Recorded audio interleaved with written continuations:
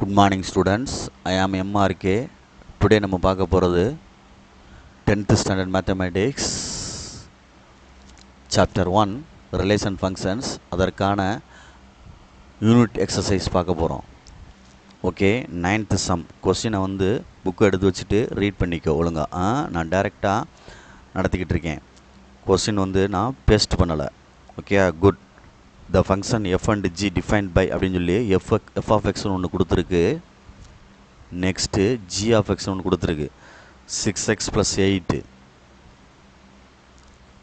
G of X அப்படின்றது கொடுத்துருக்கு function. x - 2/3 x - 2/3 good கொடுத்துருக்கு. ஃபஸ்ட்டு ஒன் கால்குலேட் அப்படின்னு சொல்லி கொடுத்துருக்கு. என்ன கேட்டிருக்கு அப்படின்னா ஜி காம்போசிட்டாக ஜி ஆஃப் 1/2. ஓகே, இது கேட்டிருக்கு. நீ எப்பயும் போல தான் காம்போசிட் ஃபங்க்ஷன் தான். ஜி இன்ட்டு ஜி ஆஃப் புரியுதா சொல்கிறது? இங்கனக்குள்ளே 1/2 அப்படின்ட்டு இருக்குது. அப்போ ஜி இருக்கட்டும், ஃபஸ்ட்டு ஜி ஆஃப் 1/2ன்னு போட்டுக்கோ. இப்போ இது ஜி ஆஃப் 1/2னா இந்த எக்ஸை எடுத்துகிட்டு 1/2 போடு.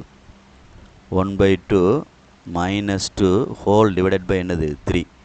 அப்போ குறுக்க பெருக்கி ஆன்சரை எடு.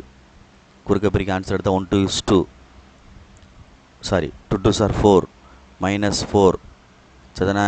1 - 4 பை என்னது 2 ஹோல் டிவைடட் பை 3. அப்படியே வர்றோம் -3/2. இதில் பை வேணால் 1ன்னு வச்சுக்கோ. அப்போ ரிசிப்ராக்கல் பண்ணோம்னா 3/1 எப்படி வந்துடும்? 1/3ன்னு வந்துடும். அப்போ அடிச்சிட்டோம்னா இதுக்கு ஆன்சர் என்ன கிடைக்கிது? -1/2ன்னு கிடைக்கிது. சரிங்களா? அப்போ வெளியில் ஒரு ஜி இருக்குது. நான் ஜி ஆஃப் 1/2 தான் போட்டு எடுத்திருக்கேன். வெளியில் என்ன இருக்குது? ஒரு ஜி ஆஃப் அப்படின்ட்டு இருக்குது. ஏன்னா காம்போசிட் ஃபங்க்ஷனில் ஒன்றை வச்சுட்டு ஒன்று செய்யணும்ல. ரைட், இது ஜி ஆஃப் அப்படின்னு போட்டிருக்கேன். நெக்ஸ்ட்டு இப்போ மறுபடியும் இது ஜி ஆஃப் எக்ஸ் தான். அப்போ இதில் தான் ரீப்ளேஸ் பண்ணணும். ரீப்ளேஸ் பண்ணையில் -1/2 - 2/3 சரியா சொல்கிறது? அப்போ என்ன ஆச்சு? 2 2s are 4 -4 -5/3 அப்படின்றதான் ஆன்சர். ஜி ஆஃப் 1/2 அப்படின்றது. சரிங்களா சொல்கிறது? பார்த்து காம்போசிட் ஃபங்க்ஷன் உள்ளதான் சார்புகளின் சேர்ப்பு அப்படின்னு சொல்லுவாங்க.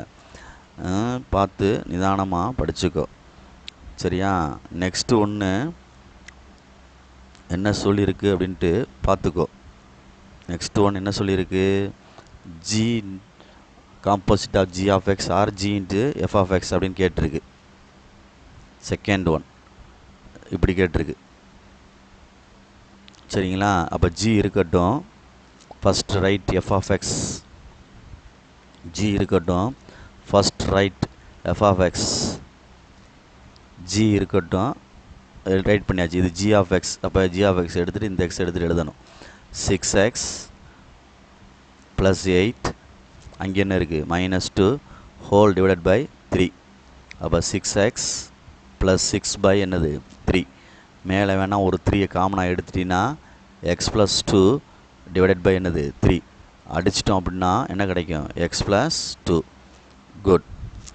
புரியுதா அப்படின்ட்டு சார் பாரு, பொறுமையாக நிதானமாக பார்த்துக்க. கரெக்டாக தப்பா அப்படின்ட்டு வெளியில் எடுக்கையில் 6 எடுத்திருக்கோம். சரிங்களா?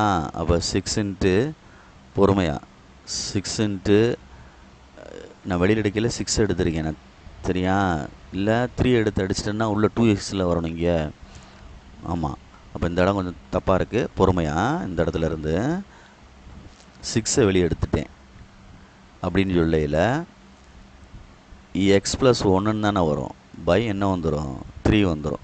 1 3 is 3, 2 3s are 6. அப்போ 2 × x + 1. இதுதான் required second answer. Okay, good.